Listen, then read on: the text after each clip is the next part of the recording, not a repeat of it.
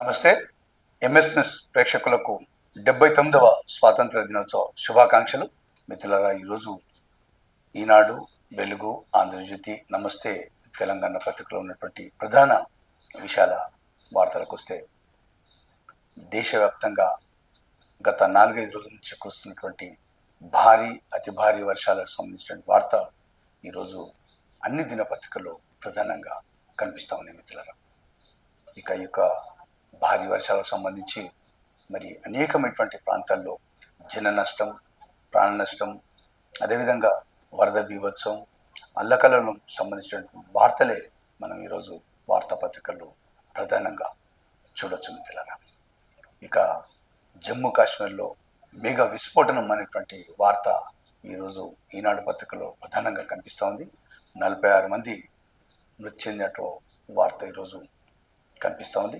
వందల సంఖ్యలో యొక్క వరదలో చిక్కుకొని యొక్క జనావాసం అంతా పరిస్థితి అంతా దారుణంగా ఉన్నటువంటి వార్తలు, కడు భీకరమైనటువంటి వార్తలు ఈరోజు ప్రధానమైనటువంటి వార్తలు కనిపిస్తోంది మిత్రులారా. ఇక ప్రత్యేకంగా తెలంగాణ విషయానికి వస్తే అన్ని మరి జిల్లా వ్యాప్తంగా రోడ్లన్నీ అస్తవ్యస్తం, యొక్క చెరువు కుంటల పరిస్థితి కూడా ఎక్కడికక్కడ తెగినటువంటి వార్తలు మరి కనిపిస్తోంది మిత్రులారా.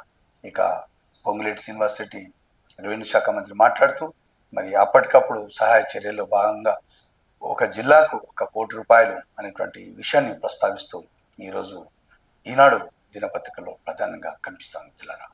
ఈ యొక్క వాతావరణ శాఖకు సంబంధించినటువంటి విషయం పట్ల మరి కలెక్టర్లు కానీ అధికారులు కానీ అప్రమత్తమై మరి ప్రజలకు అందుబాటులో ఈ యొక్క ఏమైనా ఇబ్బందులు ఏర్పడినటువంటి సమక్షంలో మరి వెంబడే సహాయ చర్యలు చేపట్టాలనేటువంటి కలెక్టర్లు కానీ మంత్రులు కానీ ఆయా శాఖలకు సంబంధించినటువంటి అధికారులు కింది స్థాయి అధికారులను ఆదేశించినట్టు మనం ఈరోజు వార్తాపత్రికలో కనిపిస్తుంది మిత్రులారా. ఇక ఇదే ఈనాడు వార్తాపత్రికల విషయానికి వస్తే, ఓఆర్ఆర్ వెలుపల భారీగా మార్కెట్ రేటు పెంచినట్టు దీనికి సంబంధించిన వార్త.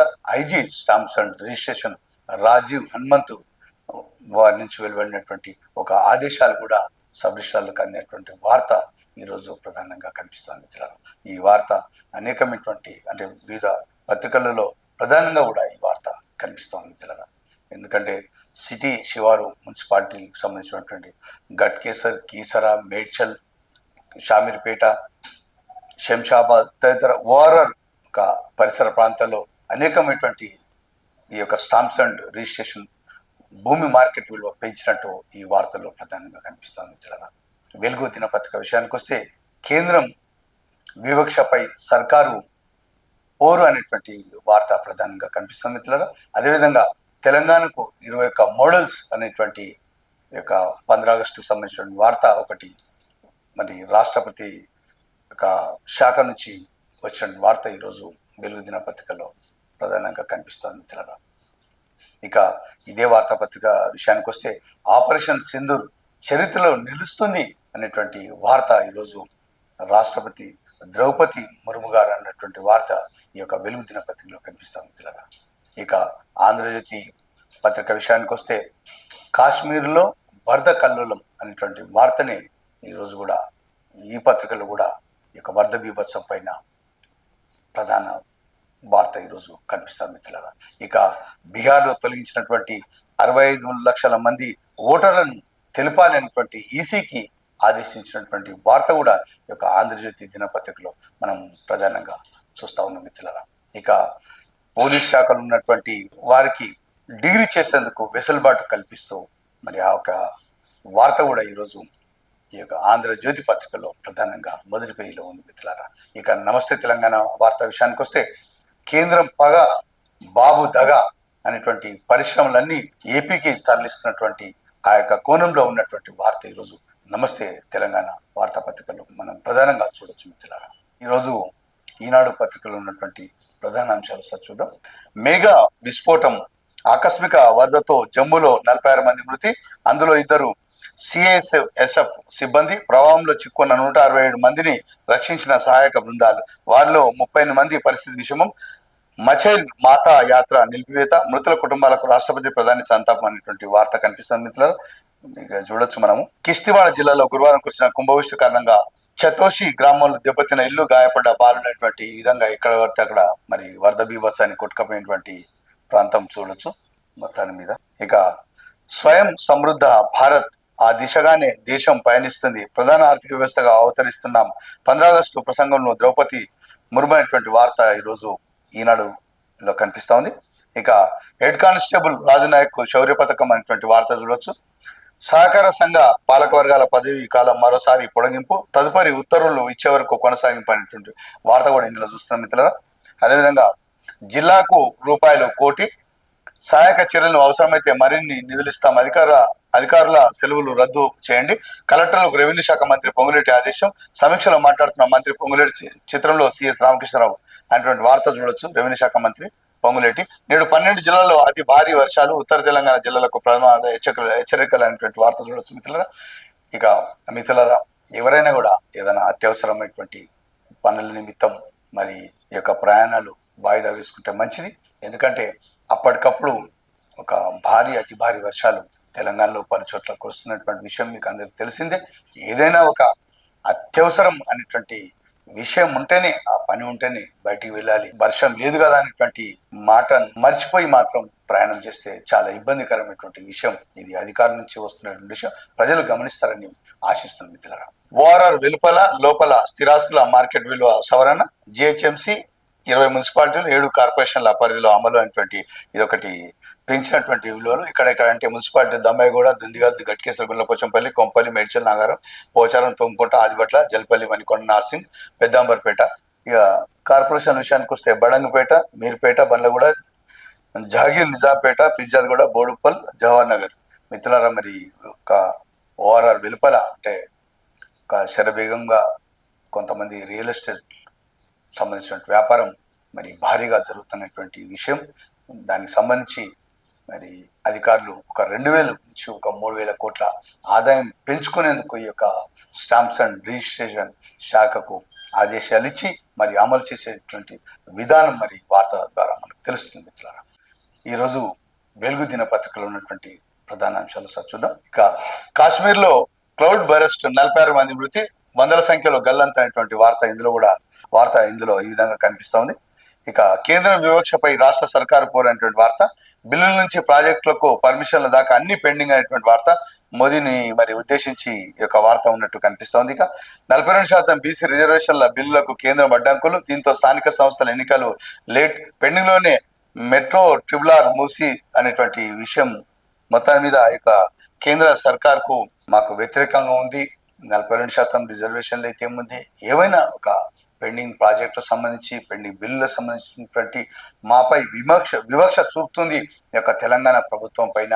ఏవైనా ప్రాజెక్టులు వచ్చినా, పరిశ్రమలు వచ్చినా కూడా ఏపీ ప్రభుత్వం అక్కడనే ఒక బిల్లులు వెంటనే చకచక అమలు చేస్తుంది, మాకు మాత్రం చేస్తలేనటువంటి దిశగా ఈ యొక్క వార్త వెలుగు పత్రికలో ప్రధానంగా చూడొచ్చు మిత్రులారా. తెలంగాణకు 21 మోడల్స్, పోలీస్ విభాగంలో 14, ఫైర్ హోంగార్డ్ సర్వీస్ లో 7 అనేటువంటి వార్త ఇందులో చూడొచ్చు. ఇది 15 ఆగస్టుకు సంబంధించినటువంటి ఉద్దేశించి వార్త.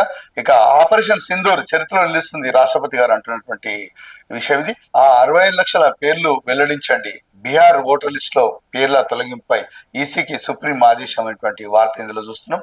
ఎందుకంటే తొలగించిన వారి లిస్టు తెలియపరచాలని చెప్పేసి కోర్టు చెప్తున్నటువంటి విషయం ఇది. ఇక ఓటు చోరీపై బీహార్ నుంచి రాహుల్ ప్రజాపూర్ అనేటువంటి వార్త కూడా ఇందులో కనిపిస్తుంది మిత్రులారా.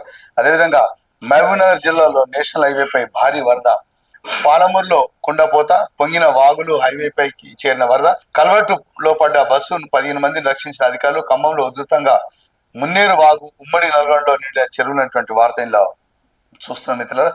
ఇది రాష్ట్ర వ్యాప్తంగా ఈ విధంగానే మరి పలు ప్రాంతాల్లో కూడా ఉన్నటువంటి విషయం గమనించాలి.